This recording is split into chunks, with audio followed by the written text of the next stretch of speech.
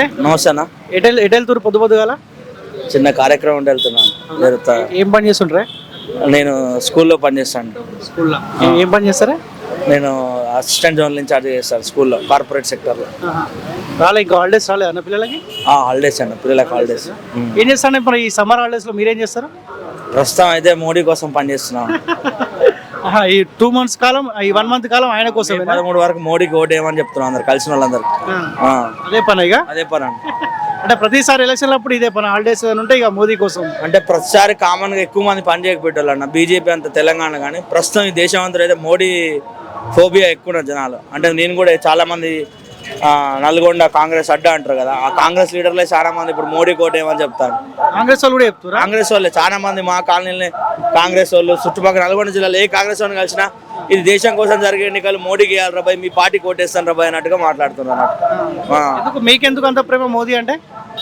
Sir 70 ఏళ్ళు కాంగ్రెస్ అధికారంలో ఉన్నారు సార్, ఇప్పుడు 10 ఏళ్ళు బీజేపీ మోడీ పాలించండు.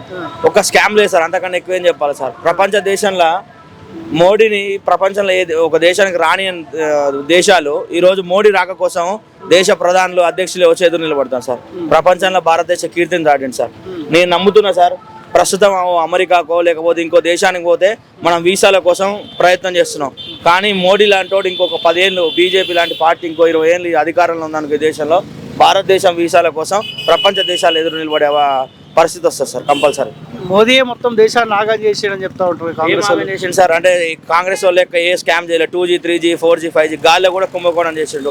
ఇప్పుడున్న రేవంత్ రెడ్డి చెప్పిండు కదా సార్, ప్రపంచ దేశాలు ఇదే రేవంత్ రెడ్డి టీడీపీ పార్టీలు ఉన్నప్పుడు ప్రపంచ దేశాలకు కూడా ఉచ్చ ఓపించిన మొగోడు ఎవడన్నా ఉంటే అది మోడీ అని రేవంత్ రెడ్డి చెప్పిండు. ఇవాళ ఏదో కాంగ్రెస్ పార్టీలకు వచ్చి అదృష్టం కిస్మత్ కలిసి వచ్చినట్టు ఏదో ముఖ్యమంత్రి అయినాక రేవంత్ రెడ్డి అట్లా ఇట్లా అని మాట్లాడుతుంది తప్ప, అదే రేవంత్ రెడ్డి కూడా చెప్పిండు. అదే రేవంత్ రెడ్డి రాహుల్ గాంధీని ఎన్ని మాట్లాడినాడు, కాంగ్రెస్ అంటేనే స్కామ్ల పార్టీ అన్నాడు. ఇవాళ ముఖ్యమంత్రి అయిన కాబట్టి ఆయన 10 కోసం ఏదో రాహుల్ గాంధీ గొప్పడని చెప్తున్నాను. రాహుల్ గాంధీని ఎవరు నమ్ముతాడు సార్? పప్పు అంటాడు. ఇంటికాడ చిన్న పిల్లగాడు, 2వ తరగతి పిల్లగాడు కూడా ఆడోడో తెలియదు అంటారు. వాని గురించి ఏం మాట్లాడతారు సార్? ఏం మారింది? నల్గొండ ఎమ్మెల్యే అయిండు, మంత్రి అయిండు మళ్ళా మీ వెంకటరెడ్డి సార్. స్థానికంగా ఇక్కడ ఉన్న పరిస్థితులలో ఏ నాయకుడు ఏం చేయలేదు సార్.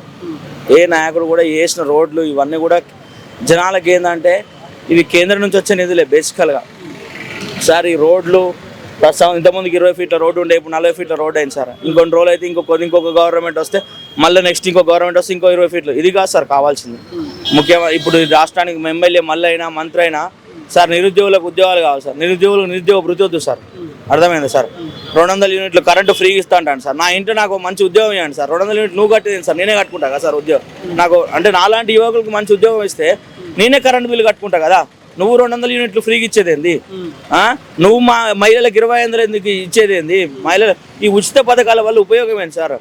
కాకపోతే పబ్లిక్ ఏంటంటే ఇక్కడ ఉన్న తెలుగు రాష్ట్రాలనే కాదు, ప్రాంతీయ పార్టీలు ప్రభావం ఉన్న దగ్గర మేజర్గా ప్రజలు ఎక్కువ శాతం ఈ ఉచితాల మీద ఆధారపడతాను. నేనేమంటానా, నాకు 200 యూనిట్ల ఫ్రీ కరెంట్ వద్దు, మా మహిళలకు 2500 రూపాయలు వద్దు, నాకు మంచి ఉద్యోగం ఇవ్వనండి.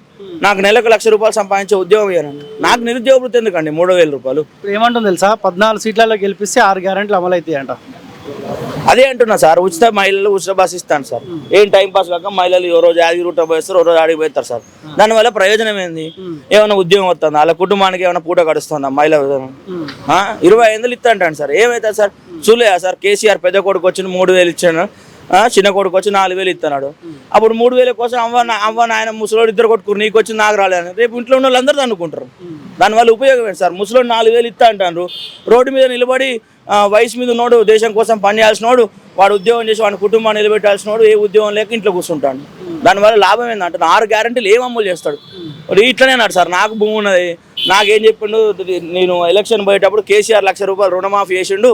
కేసీఆర్ ఏమనుకుంటా అంటే నేను రుణమాఫీ చేస్తా అని చెప్తే నేనే మళ్ళీ అధికారంలోకి వస్తా అంటే నేను చెప్తానా, మీరు రుణమాఫీ చేసుకొని 2,00,000 రూపాయలు పోయి తెచ్చుకొని నేనే మళ్ళీ డిసెంబర్ 9వ తారీఖు నాడు అధికారంలోకి వస్తే 9వ తారీఖు నాడు 2,00,000 రుణమాఫీ చేస్తున్నాను. నాకైతే చేయలే. నా లెక్కన చాలా మందికి ఆగస్టు 15 తారీఖు చేస్తాను. ఇన్ని రోజులు ఏం చేసినావు అంటే ఎలక్షన్స్ అంట, అంటే దేశం కోసం జరిగే ఎన్నికలు ఇవి. రేవంత్ రెడ్డిను రాహుల్ గాంధీని ఎవరు నమ్మే పరిస్థితి లేదు. నువ్వు ఆగస్టు 15 నువ్వు వచ్చి 100 రోజులలో చేస్తాను కదా, 9వ తారీఖు అన్నావు కదా ఫస్ట్. అంటే కేసీఆర్కి నీకు ఏం తేడా ఉంది? కేసీఆర్ చెప్పినట్టే నువ్వు చెప్తాను కదా, ఎలక్షన్స్ అంటే కదా. అంతకుముందుకు ఏం చేసినావు? ఆగస్టు 15వ తారీఖు మళ్ళీ నమ్ముతా అంటున్నా. ఆగస్టు 15వ తారీఖు నాడు అయిపోగానే మళ్ళీ ఏమంటారు రేపు పంచాయతీ ఎన్నికలు అదో ఇదో వస్తుంది కోడు నేను చేద్దాం అనుకున్నారా పోయి పంచాయతీ ఎన్నికలు వచ్చినాయి అంటాడు. అది అయిపోగానే మున్సిపాలిటీ ఎన్నికలు వస్తాయి. మన దేశంలో అందుకనే సార్ మోడీ చెప్పినట్టు ఒకటి జమిలీ ఎన్నికలు ఉండాలి. దానివల్ల కూడా ఈ దేశానికి చాలా ప్రయోజనం. మన ఎమ్మెల్యే ఎలక్షన్లు అప్పుడు జరిగింది సార్, వచ్చిన లీడర్లు ఇంకో ఇట్లా వెహికల్ ఖర్చు పెట్టారు, ఈ పైసలు ఖర్చు పెట్టారు. మళ్ళీ ఎంపీ ఎలక్షన్లు, రేపు మళ్ళీ సర్పంచ్ ఎలక్షన్లు, మళ్ళీ జెడ్పీటీసీలు, ఎంపీటీసీలు, కార్పొరేషన్లు అన్ని ఇవే ఎన్నికలే సగం తింటాను కాలం. అందుకని జమిలీ ఎన్నికలు కూడా రావాలి సార్. కాంగ్రెస్ ఎట్టి పరిస్థితుల్లో 6 గ్యారెంటీలు అమలు చేయలేదు. చెప్పిన కదా రేవంత్ రెడ్డి, నేను లంక బిందెలు ఉన్నాయని వచ్చిన లంక బిందెలు లేనే లేవు. 6 గ్యారెంటీలు ఏడికెళ్ళి ఎత్తావు, నీ ఇంట్లోకి వెళ్ళి ఎత్తావా? నువ్వు పొట్టావు నిన్నమని వచ్చు, నీ కాడ కూడా పైసలు లేవా? నువ్వు లంక బిందెలు ఉన్నాయనుకొని వచ్చినావు. లంక బిందెలు లేనప్పుడు 6 గ్యారెంటీలు ఆగస్టు 15కి ఎడికెళ్ళి వస్తాయి లంక బిందెలు. మళ్ళీ ఇంతకి తోడియాలి, మీ పెద్ద బడే బాయ్ వేయాలి, నువ్వు చెప్పిన బడే బాయ్ మా మోడీ సాబే వేయాలి. అంతేనా కదా? ముగ్గురు అభ్యర్థులు ఉన్నారు ఇక్కడ. ముగ్గురు అభ్యర్థుల గురించి మీకు ఏమైనా ఐడియా ఉందా సార్? జానారెడ్డి కొడుకు రఘువీర్ రెడ్డి సార్, కంచర్ల భూపాల్ రెడ్డి అన్నారు కృష్ణారెడ్డి సార్.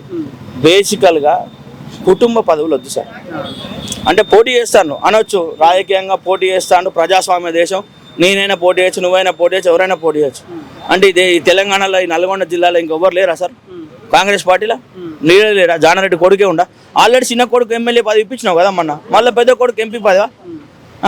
ఇప్పుడు మొన్నటి దాకా ఓడిపోయినావు ఎమ్మెల్యే కంచర భూపాల్ రెడ్డి గారు, మళ్ళీ ఓడిపోగానే మళ్ళీ అన్నకు టికెటా? ఇంకెవరు లేరా సార్? కానీ మారరా మీ నల్గొండ వాళ్ళు మారరా? నల్గొండ ప్రజల్లో కూడా చైతన్యం వస్తుందన్న.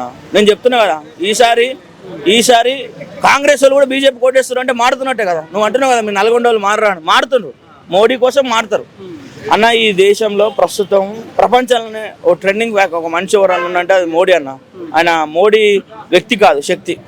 అదే ఇప్పుడు ఈ నల్గొండలో ఒక బీసీ నిలబడి గెలిచే అవకాశం ఉండదు. ఇప్పుడు రెడ్డిలే గెలవాలి, రెడ్డిల కింద బీసీలు ఊడిగం చేయాలి. ఇప్పుడు అంటే ఫస్ట్ ప్రజల్లో చైతన్యం రావాలన్న.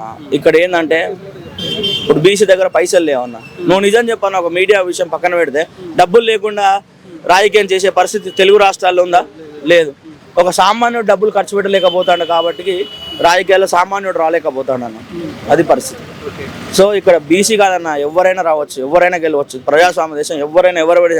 కానీ ఈ డబ్బులకు అలవాటు పడ్డని రోజులు, ఓటుకు 500, 1000 రూపాయలు పంచిన రోజులు మనం ఏం చేయలేమన్నా.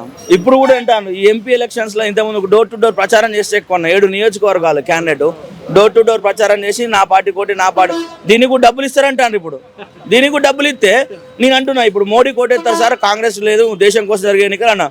నాకు ఇప్పుడు ఏముంటుంది, ముసలామం పోతారు, అమ్మ మోడీకి వేయాలంటున్నా, ఆయన మా మనవాడు చెప్పినట్టు.